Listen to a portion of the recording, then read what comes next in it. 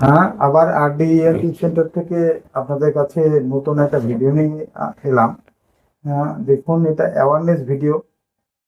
তার কারণ একটু ভালো করে দেখলেই বুঝতে পারবেন বা শুনবে। আমি আমার পেশেন্ট পাশে বসে আছে। তো তোমার বাড়ি কোথায় মা? আমার বাড়ি মালদা। মালদাতে তোমার বাড়ি। তোমার কি সমস্যা হয়েছিল? কানের মানে কি হয়েছিল? কানে ওটা কোলেস্টোমা তৈরি হয়েছিল। হ্যাঁ, তাতে কি অসুবিধা হতো তোমার? তাতে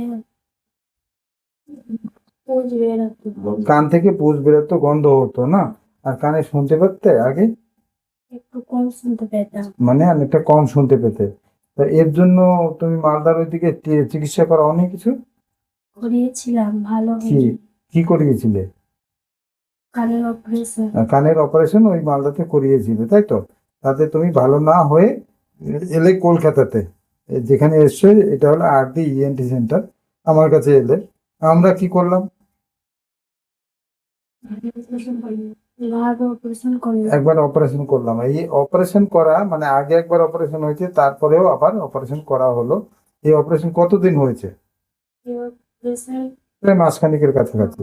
দেখ, এটা যেহেতু তোমার আগে একটা অপারেশন হয়েছিল, আমরাও অপারেশন করেছি। অপারেশনটা যেটা করা হয়েছে, সেটা তোমার কানের ভেতরে হাড় পচে গেছিল।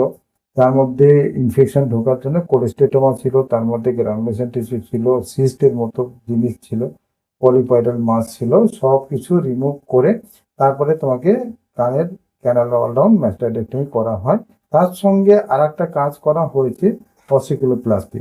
আচ্ছা, এখন তোমাকে দুটো কানে আমি কানে শোনালাম।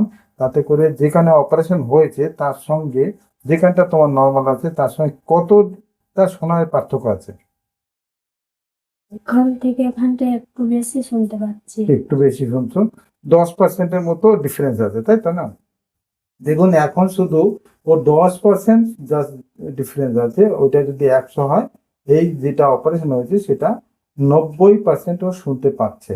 এটা অসিকুলোপ্লাস্টি করার জন্য ওর সমস্ত হাড়ই পচে গেছে, তার মধ্যে একটা হাড় রেখে দিয়ে ওইটাকে রি অ্যারেঞ্জমেন্ট করে তাকে একটা করা হয়েছে। এখনো কিন্তু পর্দা ঠিকঠাক করে গজায়নি, কিছুদিন লাগবে, মাস 3-4 লাগে পর্দাটা গজাতে। তারপরে কিন্তু ভালোই শুনবে। যে 90% এখন শুনছে, সেটা দুটো কানের মধ্যে ডিফারেন্স বোঝা যাবে না।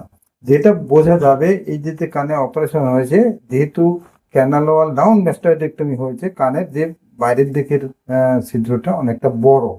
হ্যাঁ, এমনি টিম্পানোপ্লাস্টির ক্ষেত্রে সেটা কোনো রকম চেঞ্জ হয় না, কিন্তু এর ক্ষেত্রে ওয়াই কঙ্কোমিয়েটোপ্লাস্টি করতে হয়। তার জন্য একটু ক্যানালের এটা অনেকটা বড় থাকে। এর কারণটা হচ্ছে ভবিষ্যতে ওর কানের ভেতরে যে ময়লা হবে, সেই ময়লাটা পরিষ্কার করার জন্য ডক্টরের কাছেই আসতে হবে।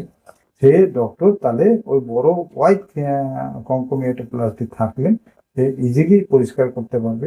দ্বিতীয় হচ্ছে ওইটা পুরোপুরি এপিথেলাইজ করার জন্য অনেক সুবিধা হবে। আর থার্ড হচ্ছে আর রস ফুস করার কোনো হবে না, একদমই থাকবে না। যেমন ডিজিজ পুরো ক্লিয়ারেন্স, সেরকম ড্রাইনেস হবে। এক আবার অসিকুলোপ্লাস্টি করার জন্য ও কানেও ভালো শুনবে। ইভেন নর্মালি শোনারই কথা, কোনো রকম অসুবিধা হবে